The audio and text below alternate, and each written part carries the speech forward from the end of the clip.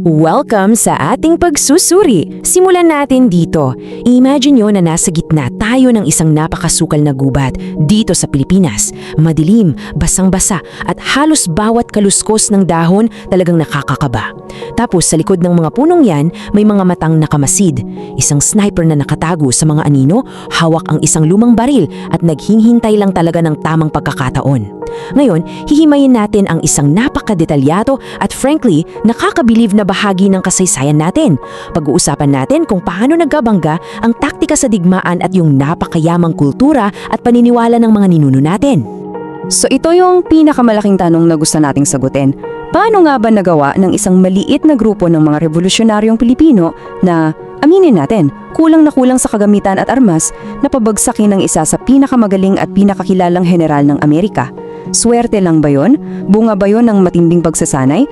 O tulad ng pinaniniwalaan ng marami noong panahong iyon, may hiwaga at mahikab ang gumagabay sa bawat pagkalabit nila ng katilyo? Okay, umpisahan natin ang paghimay dito. Unang bahagi, ang pagbagsak kay Loton. Babalikan natin yung nangyari noong December 18, 1899 sa sikat na labanan sa San Mateo. Grabe yung pagkakaiba ng dalawang puwersa rito. Sa isang panig, andyan ang mga tropang Amerikano sa ilalim ni General Henry Loton. As in kumpleto sa gamit, maraming armas at napaka-organisado. Tapos sa kabila, andyan yung mga revolusyonaryo natin sa ilalim ni General Licerio Geronimo.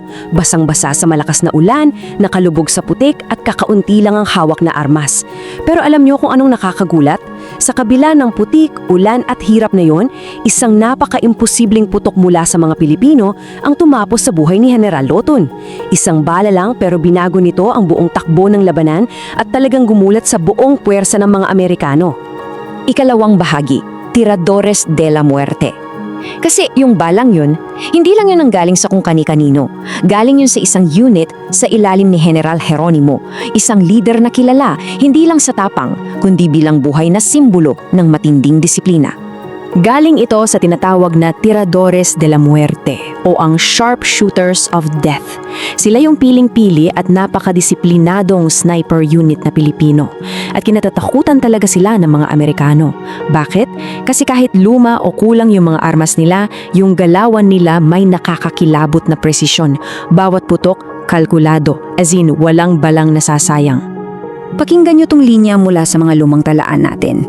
Hindi sapat ang dami ng bala, kailangan mo ng tamang tiyempo, lakas ng loob.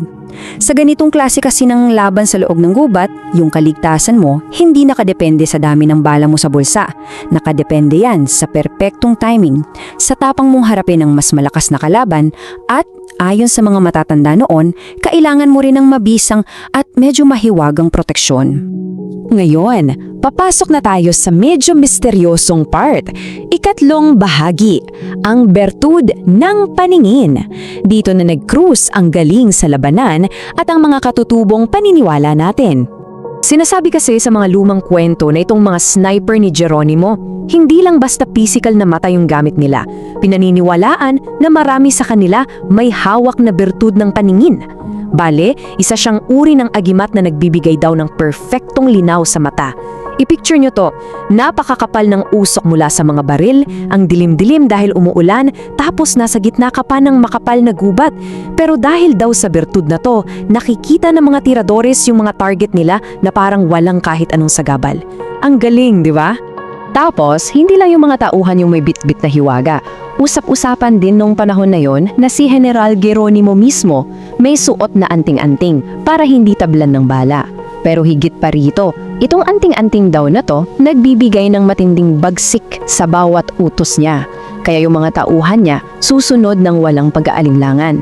Yung mismong presensya niya sa gitna ng laban, sapat na para magbigay ng kakaibang tapang sa buong hukbo.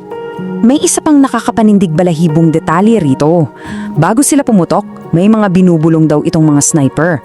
Bawat isa sa kanila may kani-kaniyang orasyon o panalangin. Hindi lang daw to pampakaliwa o pampalakas ng loob. Ang paniniwala nila, yung ritual na yon ang mahiwagang nagga-guide para, ika nga, itaon ang bala sa puso ng kalaman. Tila naging karugtong na talaga ng pananampalataya nila yung mga baril na hawak nila. At kung akala nyo doon na nagtatapos yung hiwaga, Ika-4 na bahagi, Agimat ng Tagabulag. Mapapaisip talaga kayo sa mga nakakakilabot na kwento kung paano bigla na lang naglalaho yung mga tauhan ni Geronimo sa gubat na parang bula. Pag-usapan natin tong Agimat ng Tagabulag. Ayon sa mga nakalap na kwento noon, sa kainitan ng palitan ng putok, tila hindi daw mahanap ng mga scout ng Amerika yung posisyon ng mga Pilipino. Actually, hindi naman daw literal na binubulag yung kalaban. Ang ginagawa daw ng Agimat, pinapalabo nito yung paningin nila. Ang resulta, nakakapili ng maayos yung mga tiradores ng titirahin, nakakapagpaputok sila nang hindi man lang nabubunyag kung saan talaga sila nakapwesto. Ano nga ba yung itsura ng mga agimat na to? Siyempre, hindi naman to basta-basta ginagawa. Ayon sa mga sanggunian natin, etong mga tiradores, may bitbit silang mga pisikal na materyales galing pa sa kailaliman ng bundok. Nandyan yung mga partikular na ugat ng puno, mga espesyal na bato mula daw sa mga sagradong lugar, at kinukumpleto niya ng mga paulit-ulit na orasyon. Yung orasyon daw kasi yung nagbibigay ng buhay o enerhiya sa mga batong ito para gumana yung pagiging invisibilo nila sa gubat. Kaya ang pinakamahalagang punto rito, ika-5 bahagi, ang tunay na asentado. Pinapakita lang ng mga kwentong to kung gaano kakomprehensibo lumaban ang mga ninuno natin, pisikal man yan o espiritual. Bale, heto yung dalawang magkabilang panig ng barya. Sa isang panig, nandun talaga yung purong galing nila sa pagbaril, yung tactical na talino nila, yung matinding disiplina at yung pagkakabisado nila sa bawat pasikot-sikot ng gubat. Pero sa kabilang panig naman, nandun yung tulong daw ng misteryo, yung malalim na tradisyon at spiritual na koneksyon sa mga agimat na nagpatibay sa loob nila. Kung agimat man yan o purong galing, isang bagay ang sigurado, yung pinagsamang pananampalataya at sandada nila ay nag-iwan ng napakalaking marka sa kasaysayan na patuloy nating pinag-aaralan hanggang ngayon. At yan ang magdadala sa atin sa isang napakagandang tanong para sa inyo. Ikaw, naniniwala ka ba? Sa tingin nyo ba, ano talaga ang nangyari sa madilim at maulan na gubat ng San Mateo noong araw na yun? May tulong nga ba talaga ng hiwaga ang tagumpay ni Geronimo at ng kanyang Tiradores de la Muerte o sadyang nangibabaw lang ang nakakamanghang galing ng Pilipino? Nakakatuwang isipin, di ba? Isang malaking karangalan ang gabayan kayo sa pagsusuring ito. Maraming salamat sa inyong masugid na panonood at pagsama sa pag-aaral na to. Hanggang sa susunod nating pagtuklas.